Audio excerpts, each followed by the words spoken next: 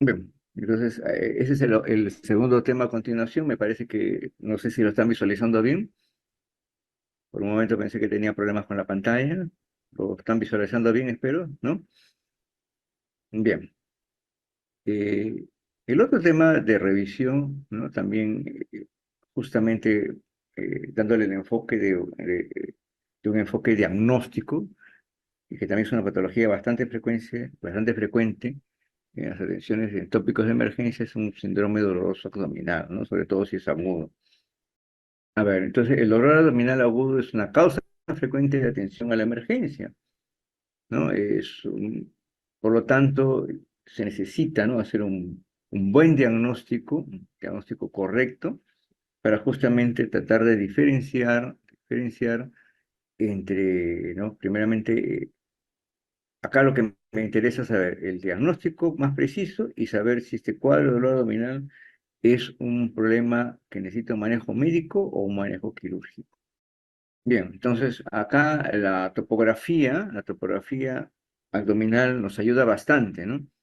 Entonces acá tenemos en esta topografía abdominal los distintos eh, eh, cuadrantes, ¿no? Estos son los cuadrantes, ¿no? Por ejemplo, el uno es el epigástrico, el hipocondrio derecho, hipocondrio izquierdo, flanco derecho, flanco izquierdo, el mesogastrio o umbilical o pelio umbilical, fosa ilíaca derecha, fosa ilíaca izquierda y el hipogastrio, ¿no? Entonces, una buena determinación de la topografía, porque esto nos orienta a localizar el dolor y de alguna manera ya nos va a ayudar a presumir qué órgano es el que está ocasionando el dolor abdominal en este paciente.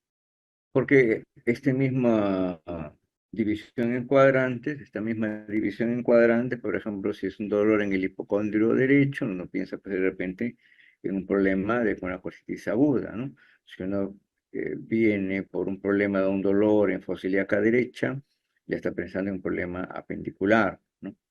Y así, ¿no? Si es un dolor en el epigastrio, uno está pensando en un problema de repente de una gastritis aguda, porque ahí está el estómago, o de repente de un problema pancreático, porque por detrás, ¿no? En esa misma zona del epigastrio, pero por detrás está el páncreas, ¿no? Y así. Entonces, la localización a través de los cuadrantes nos ayuda mucho a tener una primera impresión de cuál puede ser la posible causa de este dolor abdominal. En el caso de la mujer, tenemos que, en el caso de la mujer, sobre todo si viene por un dolor pélvico en el hipogastrio, nosotros tenemos que valorar, ¿no? Que puede ser un dolor abdominal, pero de tipo ginecológico, ¿no?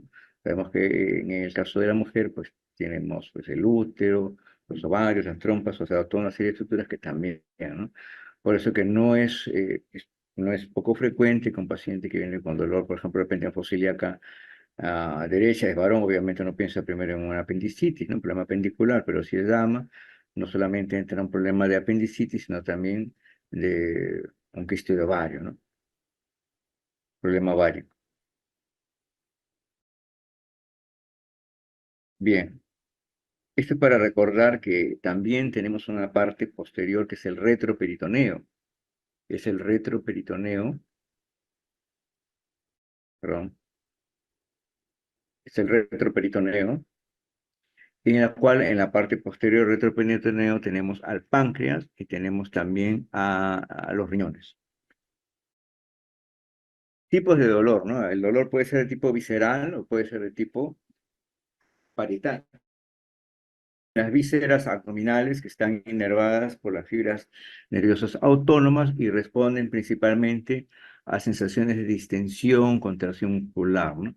Ahora, se dice que pues, por lo general un dolor de tipo visceral es un dolor vago o sordo, ¿no? Y tiende pues a estar, a corresponder a su origen, ¿no? Según la estructura afectada, ¿no?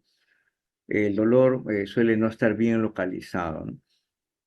Las estructuras derivadas del intestino anterior, como por ejemplo el estómago, duodeno, hígado, páncreas, causan un dolor en la parte del abdomen superior, justamente, ¿no?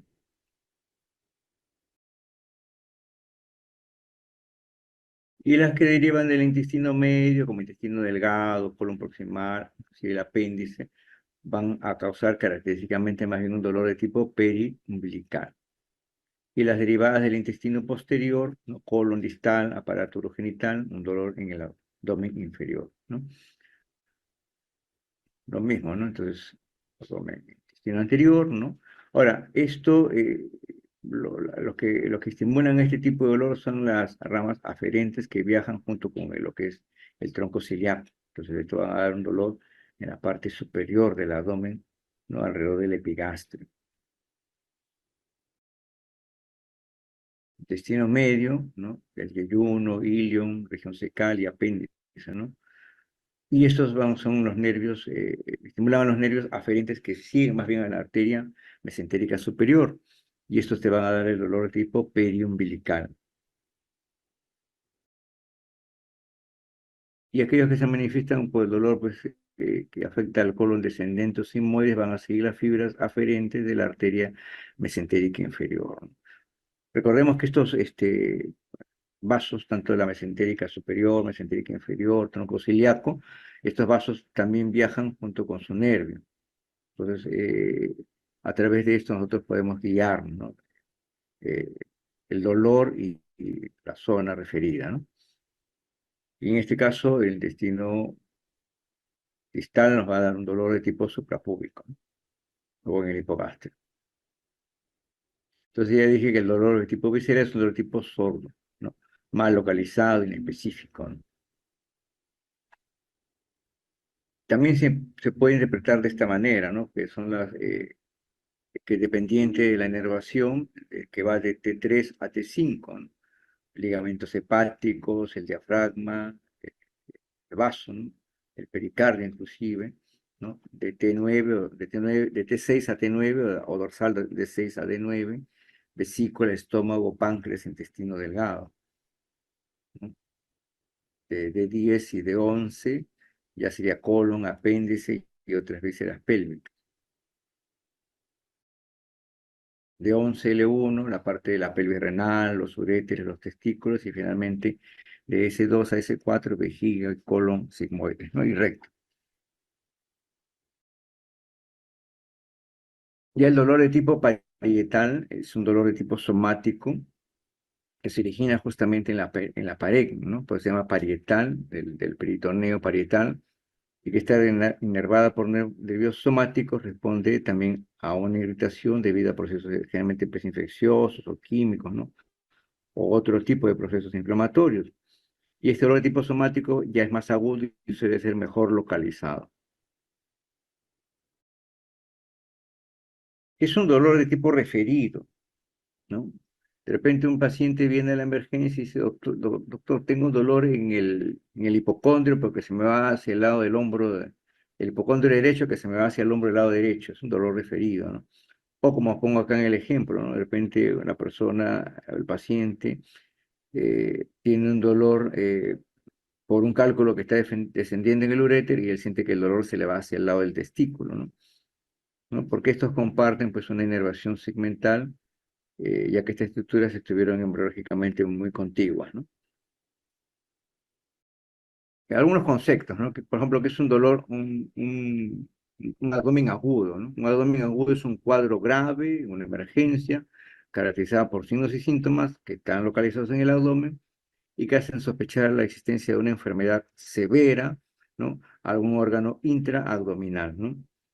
Y aquí, como dije hace un momento, puede ser necesidad quirúrgica o no. Eso es lo que tenemos que nosotros determinar. Un dolor abdominal agudo se considera hasta aquellos que pueden durar hasta una semana, hasta una semana. Más de una semana ya se considera, ¿no? Un dolor subagudo y más de un mes ya es un dolor crónico. Un peritonismo son signos y síntomas que se producen que reproducen, perdón, el cuadro de la peritonitis aguda, pero sin que en realidad exista una inflamación, ¿no? Del peritoneo, ¿no? Pues se llama peritonismo. Simula un cuadro de una peritonitis. La peritonitis en sí es la inflamación del peritoneo. Puede ser localizada, puede ser generalizada, puede resultar parte de una infección, eh, a menudo debido a la ruptura de un órgano hueco, ¿no? Como puede ocurrir, por ejemplo, en un traumatismo o también parte de un proceso no infeccioso. Bien, en esta imagen vemos las causas más frecuentes, ¿no? De que pueden causar un problema de un dolor abdominal agudo, ¿no? Las más frecuentes que se ven en la emergencia son definitivamente la colestitis aguda, como dicen, ¿no? Colestitis que también puede ser, ¿no? O colelitiasis, ¿no? También igualmente frecuentes son problemas de obstrucciones intestinales. Ya un poco menos frecuente, pero que también se ve, es apendicitis. Apendicitis se ve bastante también, ¿no? Como dije en el caso de la mujer, ¿no? Un dolor en fosa ilíaca derecha, no solamente pensar en una apendicitis, sino un problema de ruptura, por ejemplo, ruptura del folículo ovárico, ¿no? ¿No? O un dolor pélvico, inclusive un embarazo ectópico, como dice ahí, ¿no? ¿Qué otra cosa tenemos? En el epigastrio, no solamente problemas de pensar, pues, un problema de una perforación gastrointestinal, sino también una pancreatitis aguda, también es bastante frecuente, ¿no? Obstrucción intestinal, ya lo dije hace un momento, y diverticulitis también, que es un diagnóstico que no debe faltar, ¿no? Porque la diverticulitis tiene muchas manifestaciones, ¿no? La diverticulitis es la inflamación, ¿no? De los divertículos en el colon. Estos se pueden inflamar, se pueden eh, dar cuadros de repente de sangrado, ¿no? Pueden haber perforaciones, pueden dar cuadros de estenosis también, ¿no? Entonces, da muchas complicaciones, ¿no?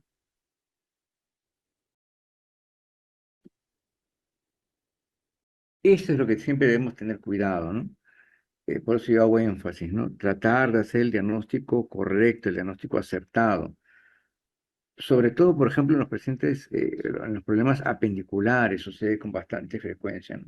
Y yo lo he visto en algunos casos, ¿no? Pacientes que a veces han tenido problemas que inicialmente eran problemas de deposiciones sueltas, líquidas o semilíquidas, ¿no? Y que fueron catalogados inicialmente como un problema de enterocolitis, ¿no? Como dicen, ¿no? Una gastroenterocolitis, ¿no? Y que finalmente terminaron siendo problemas apendiculares, ¿no? Entonces, inicialmente un cuadro, una apendicitis, eh, hablando de apendicitis por sí, puede demorar mucho en horas en lo que es la evolución del cuadro clínico y sobre todo en la localización. Entonces, cuadros que a veces empiezan con un problema de diarrea, ¿no?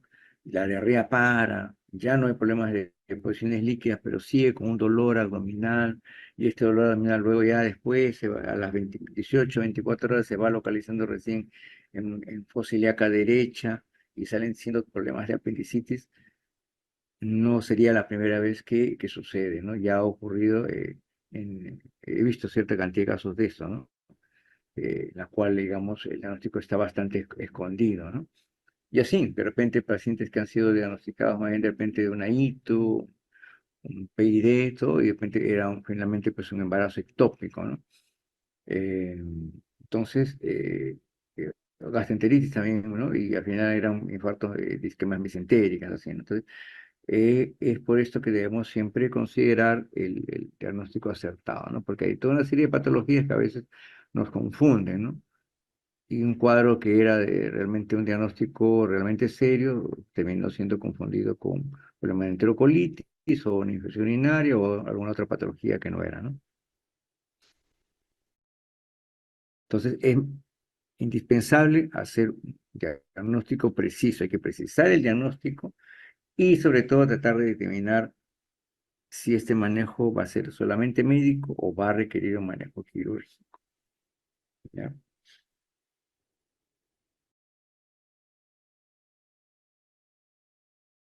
Toda la información posible acerca del dolor abdominal.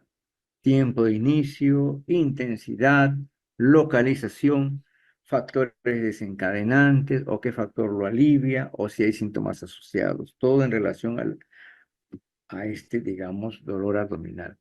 Por ejemplo, ¿no? Un tiempo de inicio, un tiempo de evolución bastante corto, ¿no? Entonces, vengo con un dolor abdominal que apenas tiene de repente un par de horas, ¿no? Cuando es un dolor abdominal de muy poco tiempo de evolución, se hace muy dificultoso precisar un diagnóstico, ¿no? Y a veces el mismo paciente te dice, no, doctor, ¿qué tengo, no? ¿Qué es lo que tengo, no? pero un dolor, una hora, 2 horas, 3 horas, muy difícil, ¿no? Entonces, a medida que las horas van pasando y el cuadro va evolucionando, de repente se puede tener una mejor diagnóstico, por eso es mejor observar cómo evoluciona el dolor. No solo calmar el dolor en la emergencia, ¿no? Que es lo que el paciente quiere, ¿no? Doctor, cálmeme este dolor, cálmeme este cólico que es muy intenso. No solamente calmar el dolor, pero a veces también observar, ¿no? Observar cómo va a evolucionar, ¿no? La intensidad del dolor también, ¿no? Entonces, generalmente son dolores intensos, ¿no? Que van 8, 9, 10, ¿no? Pacientes que se ingresan a la emergencia, pues, refiriendo a un dolor muy intenso, ¿no? Eh, Muy magnificado, digamos, ¿no? Ahora, pero la intensidad del dolor en sí no es un criterio de gravedad, ojo, no es un criterio de gravedad, ¿no? ¿Cuántos pacientes he visto yo entrar a la emergencia con dolor muy intenso, ¿no? Doblándose de dolor, ¿no? Y al final, pues, no era nada grave, ¿no? Y se han ido caminando. Entonces, un dolor muy intenso no es un criterio de gravedad. Más bien al revés, ¿no? Digamos, un dolor muy leve no de por sí no deja de ser importante, ¿no? Porque estos dolores leves, solapados, ¿no? Eh, Mal definidos, más bien por la evolución en sí, pueden llegar a ser un problema de repente que potencialmente se nos va a escapar un diagnóstico importante, ¿no? Entonces, no deja de ser importante un dolor leve, ¿no? Entonces, por eso siempre o mucho dolor o poco dolor, observar cómo evoluciona, ¿no? También tiene que ver mucho el umbral del dolor, me parece a mí, ¿no? Ese es un criterio ya para mí personal, ¿no? Hay pacientes que toleran bastante dolor, como hay otros que no, ¿no? Entonces, yo digo esto porque a veces hay pacientes que han venido con dolor muy intenso y le hemos hecho de todo, ¿no? Y todo sale negativo, negativo, negativo, negativo, al final, aparentemente, pues simplemente pues un problema, digamos, de repente de alimentación, ¿no? Eh, digamos, una intoxicación alimentaria, comió algo que le cayó mal, le ocasionó cólicos, náuseas, vómitos, etcétera, pero todo normal, ¿no? Entonces, un dolor muy intenso, muy magnificado, no es un criterio de gravedad, ¿no? Entonces, de repente tiene que ver mucho también el umbral del dolor en el paciente, ¿no? Eh, le pedimos, obviamente, que el paciente nos explique cómo es su tipo de dolor, ¿no? Si es un tipo cólico, que retuerce o retorcijón, ¿no? O a veces dicen tipo quemazón. Generalmente es cuando el dolor es en el epigastrio, el paciente dice, no siento acá en la boca del estómago que me quema, ¿no? O un tortura urente tipo quemazón, ¿no? O más bien tipo punzada o tipo hincada, dice, ¿no?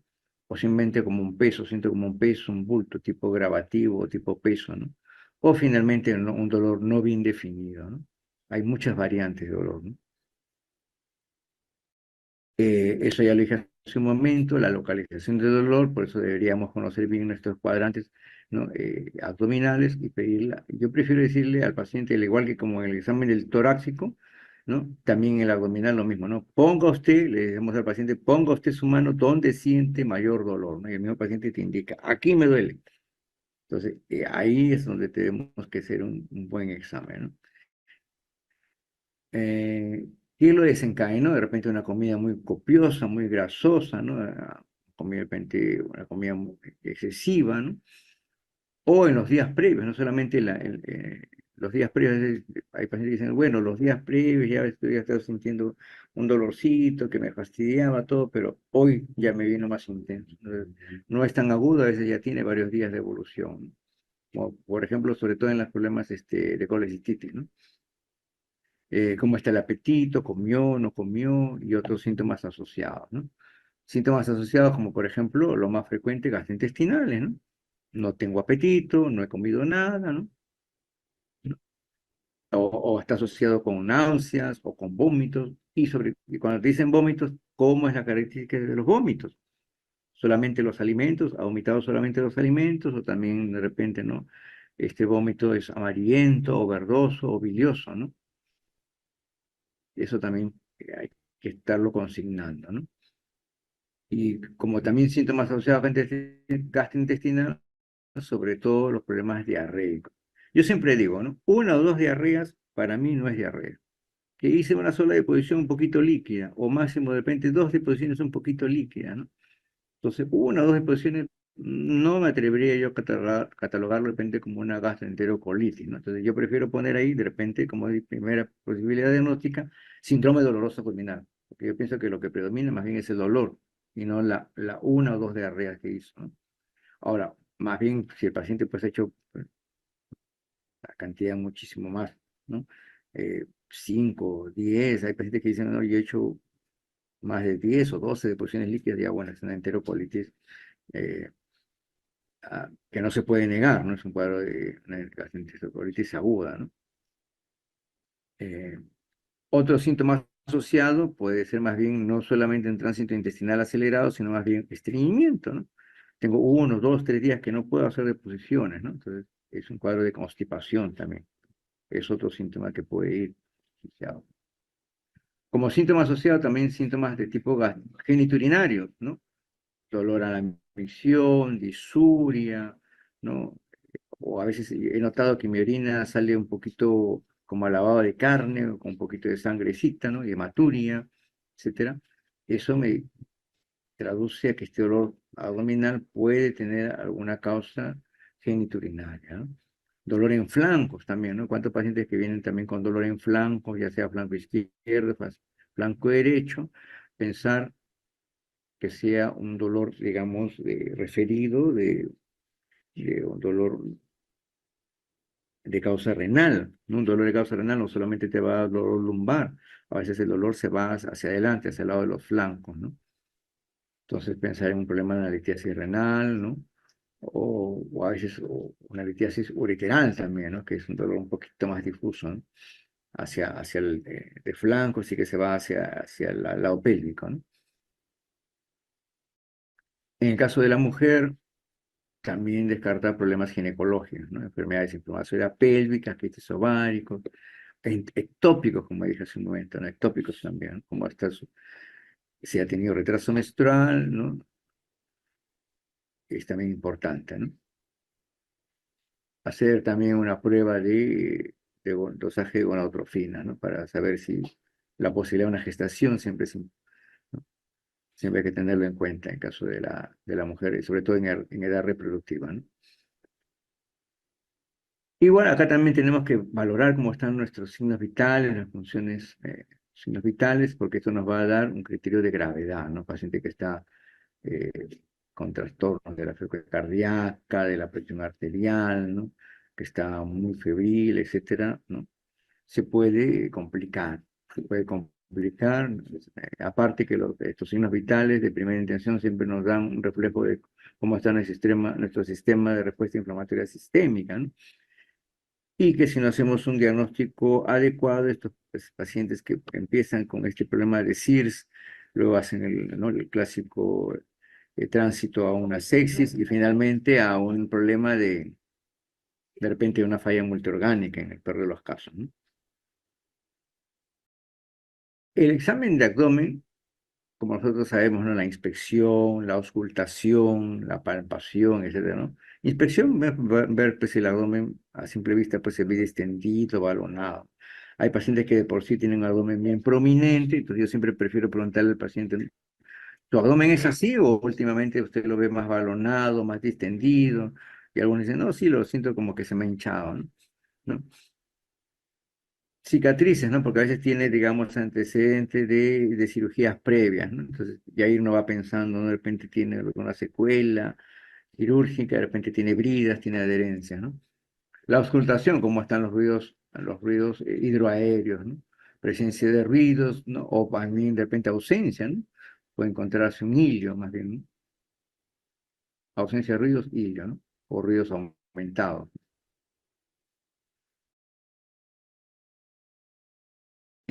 Si circunstancialmente yo a la ocultación de los ruidos intestinales, de repente también puedo encontrar de repente a un soplo, ¿no? Es algo que yo no estaba buscando, es un hallazgo, pensar en un problema de un aneurisma, ¿no? Aneurismas aórticos, ¿no? Aunque esto más es frecuente en pacientes que tienen un abdomen más que prominente, un abdomen excavado, sí, a veces se puede ocultar algún soplo relacionado a un problema de aneurisma, ¿no? La palpación, ¿no? Como dije hace un momento, primero que el paciente me ponga la mano donde siente mayor dolor. Y lo ideal es empezar el examen del abdomen por la zona o por la área, o por el cuadrante donde el paciente no le duele, ¿no?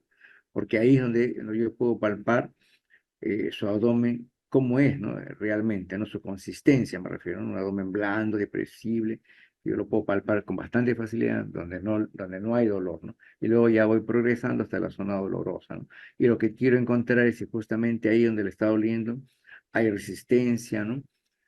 O de repente ya hay algún signo de peritoneal, ¿no? A veces el paciente por el mismo dolor puede hacer un poquito de contracción voluntaria en el abdomen, ¿no? Lo cual se puede disminuir si yo hago que este paciente flexione las rodillas, ¿no? Y entonces flexione las rodillas, eso me facilita un poquito la palpación del abdomen.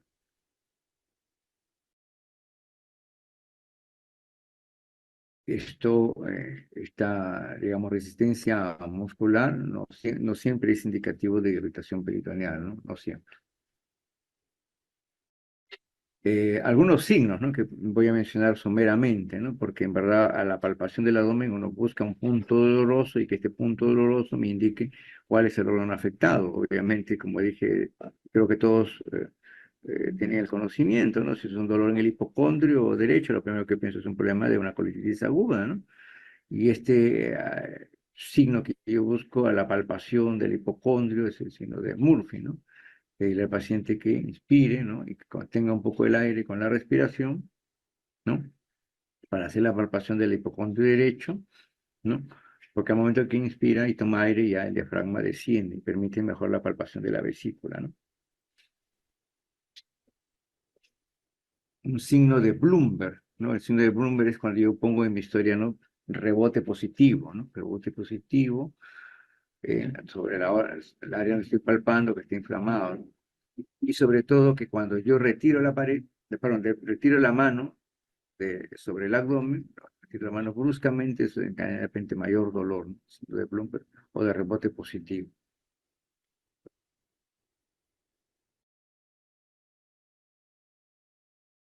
Otro punto doloroso, ¿no? Abdominal es el punto de McBurney o signo de McBurney, ¿no? ¿No? Que más bien es el que está localizado en la unión, ¿no? En la unión entre el tercio externo y los dos tercios internos de una línea imaginaria que va desde la cicatriz del umbilical hasta el borde anterior superior de la cresta ilíaca, ¿no? O sea, más o menos ahí donde está la fosa ilíaca derecha, ¿no? Busco yo y sí puedo localizar el punto de Marburni y que sea positivo. Un dolor en esa zona es bastante sugerente de un problema o de una patología apendicular, ¿no? El signo de Roxin, ¿no? Es un dolor más bien referido, ¿no? Yo hago la palpación en la que es la fosa ilíaca eh, izquierda, ¿no? Y estoy palpando la fosa ilíaca izquierda y el dolor se desencadena en la fosa ilíaca derecha, ¿no? Eh, no es tan frecuente, pero si lo encuentro puede ser indicativo de una apendicitis aguda. Bueno, siguiendo con el examen, ¿no? Aparte de la palpación, he mencionado los signos más característicos, la percusión, ver que si está con matidez, ¿no? Que puede haber la presencia de líquidos, ¿no? O de sangre, o es una percusión timpánica, ¿no? Sonora, ¿sí? Que puede haber también hipersonoridad, ¿no? Problema de dilatación de las heces intestinales. Entonces, el examen físico es importantísimo, ¿no? Entonces, yo siempre digo, ¿no? El diagnóstico está en la mano, en las manos, ¿no?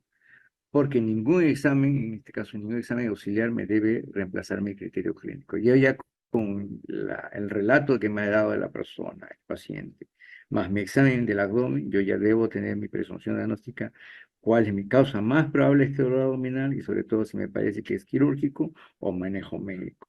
Ahora, esto yo lo digo como clínico, ¿no? Como médico clínico, pero el único que en verdad te podría, digamos, descartar o corroborar es cuando tú ya haces la interconsulta, ya sea a cirugía o a ginecología, para que te digas si este dolor abdominal es potencialmente quirúrgico o no.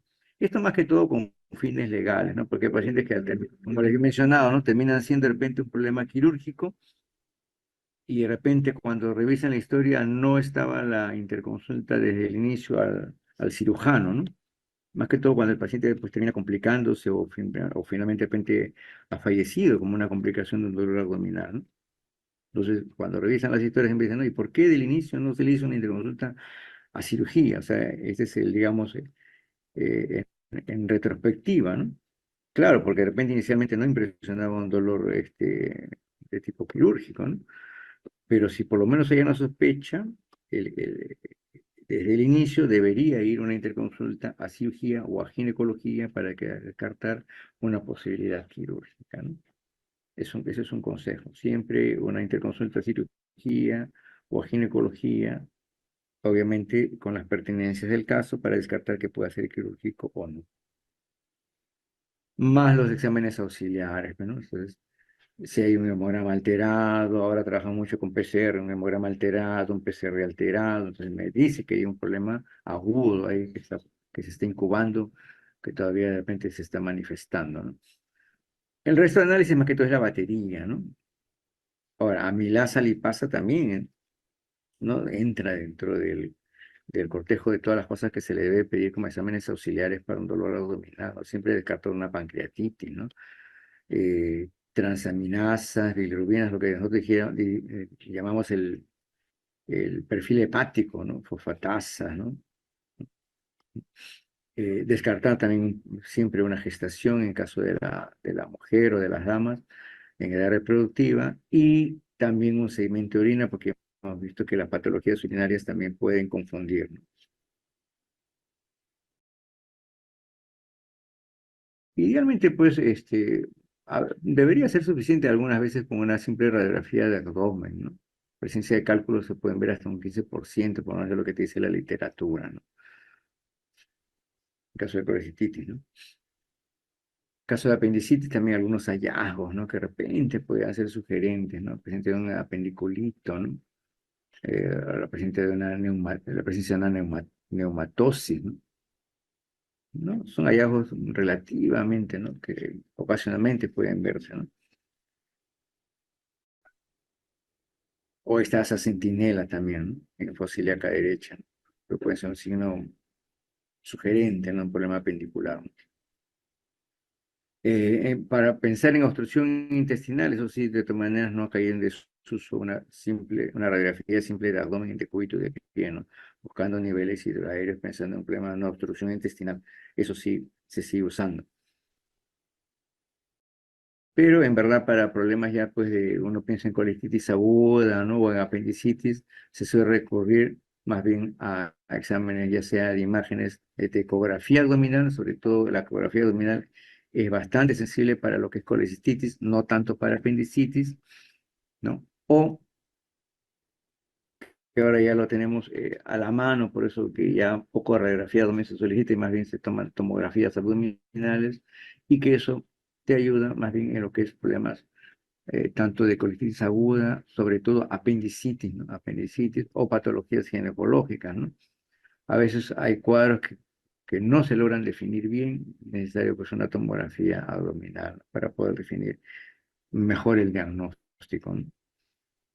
Y como les digo, ante cualquier sospecha, siempre interconsulta, ya sea a cirugía o a ginecología, si fuera necesario, para descartar patologías potencialmente quirúrgicas. En el abdomen agudo, entonces decidir si este abdomen agudo es quirúrgico o no a través de una evaluación conjunta, ¿no? Para fines, digamos, legales, debería tener una evaluación para cirugía o ginecología, ¿no? Un abdomen potencialmente agudo quirúrgico. Bien, entonces hasta aquí la revisión de ambos temas y ahora sí estoy lleno a la ronda de preguntas, ¿no? Gracias por la atención y espero sus preguntas respectivas. Doctor Wilmer, ¿me escucha? Ahora sí me escucha, ¿me escucha? Ahora Sí, sí me sí, escucha, ¿no? sí, Ya, qué sí. bien, ya. Le comentaba que había una Ujú. participante que ya había hecho una preguntita que dice posibilidad de realización de enzimas cardíacas, entre paréntesis, troponina, en los hospitales públicos. Bueno, por eso que acá estoy haciendo más incidencia en la charla en la que es la parte clínica, ¿no? A ver, voy a ascender acá. Ahí se ve, ¿no? Ya. Ok. Estoy haciendo más incidencia en lo que es el enfoque clínico para hacer la decisión diagnóstica. En la medida de lo posible, y si tengo los recursos necesarios, se van a pedir electrocardiograma, se va a pedir análisis de laboratorio, en este caso de lo torácico, yo quiero descartar que es un IMA, necesito enzimas cardíacas, troponina, ¿no? En la medida de lo posible, pero eso está muy limitado a la disponibilidad de lo que yo tenga o recursos que yo tenga en el centro hospitalario, ¿no? Pero la charla va más enfocada a tratar de hacer un enfoque diagnóstico y ver por la clínica cuál cuadro me parece a mí más que seguía un problema coronario agudo y que sí potencialmente podría ser un infarto. ¿Qué es lo que le preocupa a la gran mayoría de los pacientes que vienen a la emergencia? Ellos quieren saber si están infartando o no, ¿no? Ahora, exactamente no a todos se les pide, estando en el hospital, a pesar de eso, no a todos se les piden enzimas cardíacas, ¿no? Hay cuadros que pues la patología, eh, más que todo, perdón, la clínica, la manifestación clínica es para nada, no se parece para nada, o es totalmente atípica, son problemas tensionales, emotivos, etcétera. Entonces, basta con un simple café que salga normal y ya no es necesario a veces tomarle los agentes enzimáticos, ¿no? Pero la clínica, la guía clínica es muy importante, pues. Si tiene otra pregunta. Hay otra pregunta que dice, ¿cómo diferenciar el dolor FID sospechoso de apendicitis aguda Ujú. versus quiste de ovario o torsión de ovario? No, ahí clínicamente no, clínicamente más bien ahí sí la cosa es distinta, ¿no? En lo que es dolor abdominal, como les dije yo, pueden guiarse mucho de lo que es la topografía, ¿no? Los cuadrantes, superior, inferior, etcétera, ¿no? Entonces, si es un dolor en fosiliaca, ¿no? Fosiliaca derecha, obviamente si es varón, casi siempre sale siendo apendicitis, ¿no? Pero cuando es dama, ahí viene la duda, ¿no? Entonces, he visto, me consta, ¿no? Pacientes que a veces no se define bien, inclusive con la tomografía, inclusive queda un poco en la duda y he visto inclusive en casos, bueno, muy particulares, han entrado a sala, tanto cirujano como ginecólogo, ¿no? Entran a la laparotomía y en ese momento deciden, ¿no? En ese momento. Aunque, digamos, es algo muy singular, muy particular, ¿no? La mayoría de las veces, ya con la imagen, uno tiene una buena interpretación y ya lo asume, o sea, ya sea el cirujano, o lo asume ya sea el ginecólogo, se piensa que es un abdomen agudo ginecológico, ¿no? Clínicamente no va a poder ser diferenciable uno del otro.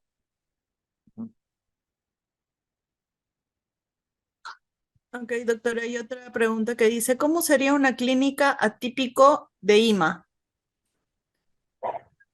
Bien, si bien, lo que yo quisiera que tengan en cuenta es la parte, digamos, más característica, ¿no? Como he hecho incidencia bastante veces, ¿no? El dolor clásico, opresivo, retroesternal, que se irradia al hombro, al miembro superior, ¿no? A la mandíbula del lado izquierdo, ¿no? Que sé yo, que se desencadena a veces por una actividad física, que cambia con reposo, etcétera, ¿no? Aparte de eso, obviamente hay muchas variantes, ¿no? Inclusive hemos tenido pacientes que han salido siendo infartos y a veces es un IMA que se llama silente, ¿no? Viene porque tuvo una sensación de desvanecimiento y en ningún momento tuvo dolor de pecho, ¿no? Y cualquier día, ya, de repente un síncope, una lipotimia, y cuando tú le tomas los dosajes enzimáticos salen siendo IMAs, ¿no? O sea, en verdad la clínica es muy variable, pero tener la noción de cuál es la característica, cuál es el patrón, nos ayuda bastante, ¿no?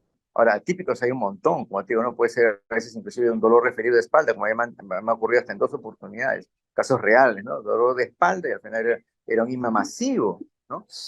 Pero, digamos, son variantes menos frecuentes, por eso hay que hacer, tratar de grabarse la clínica, el patrón clínico coronario que es, digamos, casi característico, no voy a decir patognomónico, porque no es patrón, pero casi muy característico o muy presuntivo, ¿no? Ujú.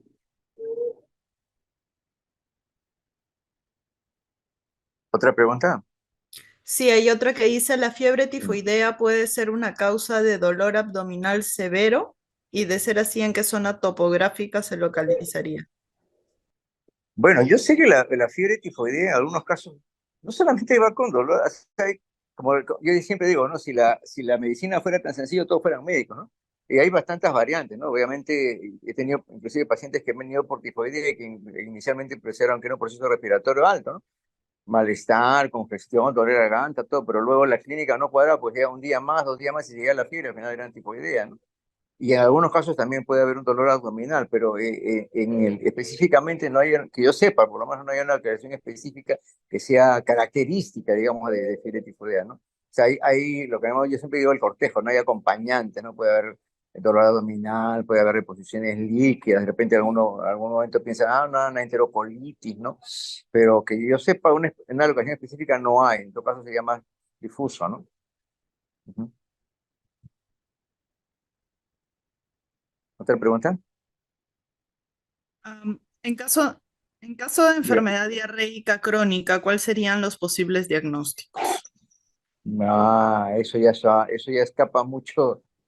Ya la lista sería mucho más larga, porque yo he querido dar el enfoque del dolor abdominal y creo que hice énfasis en la parte aguda, ¿no?